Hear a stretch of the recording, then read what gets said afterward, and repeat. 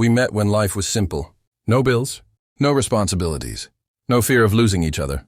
I was 16, sitting in the last row of my high school math class, pretending to understand equations, while actually watching her laugh with her friends.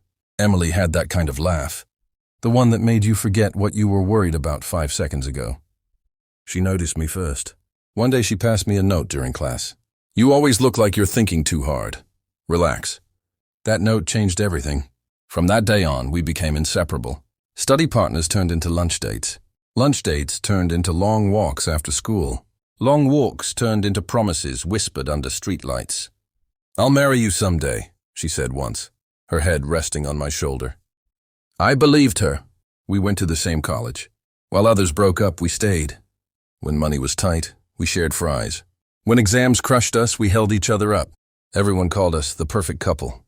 After graduation, I proposed with a ring I bought on installments. It wasn't expensive, but it held every dream I had. She cried and said yes. Our wedding wasn't grand. A small hall, simple decorations, family and friends smiling. I remember looking at her in that white dress and thinking, I won. The first year of marriage felt like a continuation of our love story. We cooked together, laughed over burnt food, watched movies wrapped in one blanket.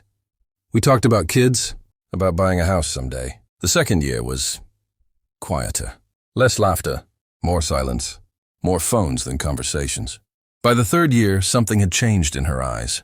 She smiled less, touched less, spoke carefully, like she was choosing words that wouldn't explode something fragile. I kept telling myself it was stress, work, life, growing up.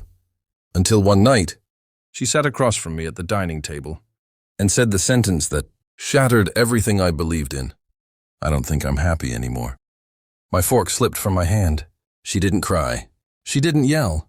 She just looked distant. "I need space," she said softly. Maybe we rushed into this. Rushed? After 10 years together? That night I lay awake staring at the ceiling, realizing something terrifying. The girl who promised me forever in school was now thinking about walking away from me as my wife, and I had no idea why. Chapter 2. The Marriage That Slowly Went Silent. Marriage didn't change overnight. It faded quietly. The first year after our wedding felt like a continuation of our school romance, familiar, hopeful and warm. We moved into a small apartment near the city. Every corner carried echoes of our past. Late-night talks, shared dreams, laughter that felt effortless. But somewhere between bills, responsibilities, and routine, something fragile began to crack. She started coming home later than usual. At first, I didn't question it. I trusted her the way you trust someone who has grown with you since childhood. She said work was stressful. I listened. I supported her. I believed her.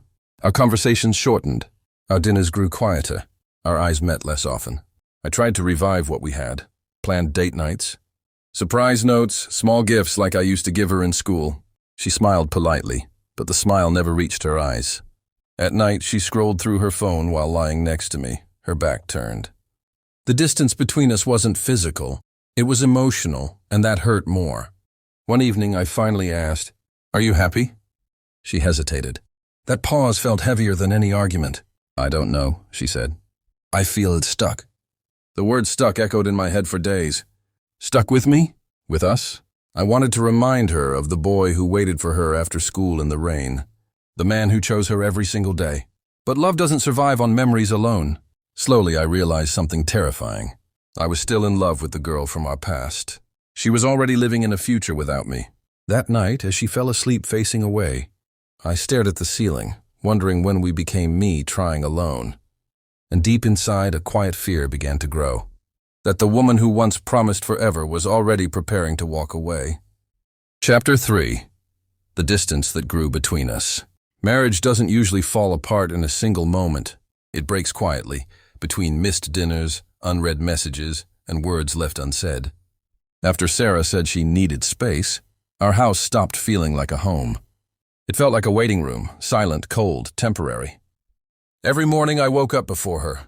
I used to kiss her forehead before work, whispering, "Have a good day."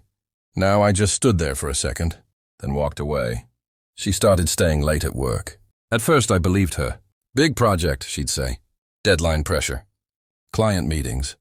I nodded every time, even when dinner went cold on the table. One night, I finally asked, "Do you still want to be here?" She didn't answer right away. She just stared at her phone, then said softly, "I don't know anymore." That sentence hurt more than shouting ever could.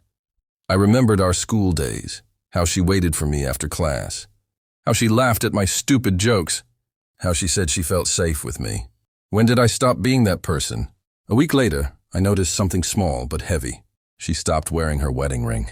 When I asked, she said, "It feels tight." But her fingers weren't swollen. Her heart was. That night I couldn't sleep.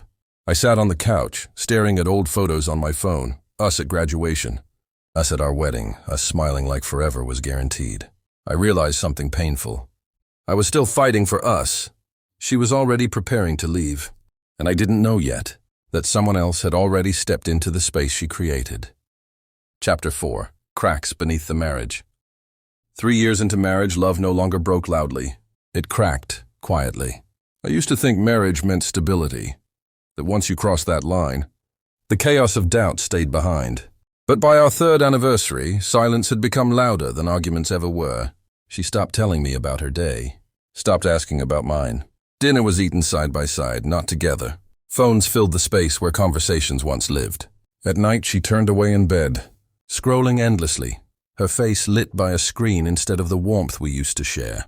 I told myself it was normal. Every marriage goes through phases, but deep down I felt it, the slow emotional exit. The first warning. One evening I came home early with flowers. No reason, just instinct. She looked surprised. Not happy, surprised. Like I'd caught her off guard. "You didn't text," she said. "I wanted to surprise you," I smiled. She forced one back. The flowers sat untouched on the counter all night. That was the first time I felt like a guest in my own home. Distance without drama. She began working late. Then later, then weekends. When I asked, she sighed as if my concern was an inconvenience. "You're overthinking again." That sentence became her shield. Any question was labeled insecurity. Any emotion became pressure. I stopped asking. Not because I didn't care, but because caring felt like begging. The argument that changed everything. One night, exhaustion finally broke me. "Do you even want to be here anymore?" I asked quietly. She didn't shout. She didn't cry. She just said something worse. "I don't know." That was it. 3 years of marriage reduced to 3 words. I felt something collapse inside me. Not anger, not rage, hope. Her confession, half a truth. Days later, she sat across from me, hands folded like she was in a meeting. "I feel stuck," she said. "I love you, but I'm not in love anymore." No betrayal admitted. No other man named. Just emotional detachment dressed as honesty. "I need space," she added. Space, the word people use when they're already halfway gone. My silent promise. That night, I lay awake staring at the ceiling, replaying every moment from school laughter to wedding vows. I didn't cry. Instead, I made a quiet promise to myself. If she chooses to walk away, I won't chase. I will survive, even if it breaks me first. Because love that has to be begged for is no longer love. Chapter 5. The truth that finally spoke. 3 years of marriage can end quietly, not with shouting, but with silence so loud it breaks you. After her confession, the house felt unfamiliar. Same walls, same furniture, different air. She slept in the guest room. I stayed awake most nights, staring at the ceiling, replaying every moment of our life, from school laughter to wedding vows, trying to locate the exact second where love started slipping away. A week later, she asked for space. "I need to figure out who I am," she said softly. "I've been someone's daughter, someone's girlfriend, someone's wife. I don't know myself anymore." For the first time, I didn't argue. Instead, I asked one question that had haunted me for months. "Did you ever love me after marriage?" She paused. That pause told me everything. "I loved what we were," she replied. "But I stopped loving what we became." That night, I went back to our old school alone. The playground was smaller. The benches were rusted. The memories were heavy. We had promised forever there. But no one teaches you that forever requires daily choice, not just history. The next morning, I met a lawyer, not out of anger, but clarity. I wasn't fighting for someone who had already emotionally left. When I handed her the papers, her hands trembled. "You're not going to stop me?" she asked. I shook my head. I'm finally stopping myself from breaking. For the first time in years, I chose peace over pleading. And that scared her more than any argument ever did. Chapter 6. The Truth She Couldn't Hide. 3 years of marriage. That number echoed in my mind as I sat alone in the living room, staring at the divorce papers she had slid across the table the night before. I didn't sign them. Not yet. That morning, she woke up earlier than usual. No goodbye kiss. No take care. Just the soft click of the door closing behind her. For the first time since our school days, she walked out without looking back. And that's when I decided I wouldn't stay silent anymore. I took a day off from work and did something I had never done in our marriage. I looked for the truth. Her laptop was still open on the study table. She had forgotten to close it in her rush. At first I hesitated. I had never checked her phone, her messages, her emails. I trusted her blindly, like a foolish lover from a romance novel. But trust had already been shattered. One email caught my eye. Subject: I can't keep lying anymore. My heart skipped. I clicked. It wasn't addressed to me. It was addressed to someone else. She wrote about feeling trapped, about how marriage felt like a responsibility she never fully chose. She wrote about regrets, about how the version of me she loved in school had changed into someone too safe, too predictable. Then came the line that broke something inside me. I don't know if I ever loved him the way a wife should. I leaned back in my chair, my hands shaking. Years of memories flashed before me. Me waiting outside her college gate. Me saving money for our wedding. Me choosing her over career opportunities abroad. And all this time, she was unsure. Later that evening, she came home earlier than expected. She froze when she saw me sitting in the study. You read it, didn't you? She asked quietly. I nodded. For a long moment, neither of us spoke. Then she sat down across from me, tears welling in her eyes. Not dramatic, not loud, just tired. I tried, she whispered. I really did. But love isn't something you can force forever. I wanted to shout. I wanted to ask why she stayed, why she married me, why she wasted both our lives. Instead, I asked one question. Is there someone else? She didn't answer immediately. That pause was enough. Yes, she said. But it's not what you think. It's not physical. It's emotional. He listens. He understands me. I laughed, softly, bitterly. I listened too, I said. You just stopped talking to me. That night, for the first time in years, I slept in the guest room. But something had changed. I wasn't begging anymore. I wasn't blaming myself anymore. For the first time, I saw our story clearly, not as a fairy tale that failed, but as a lesson that had run its course. She wanted freedom, and I was finally learning the value of letting go. Because sometimes, love doesn't end with anger. It ends with clarity. Chapter 7. The Goodbye That Set Me Free. I didn't stop her. That was the strangest part. When she stood in the doorway with her suitcase, eyes red but determined, waiting for me to say something, anything, I stayed silent. Not because I didn't love her anymore, but because I finally loved myself enough. 3 years of marriage, 10 years of history, countless memories packed into one hallway moment.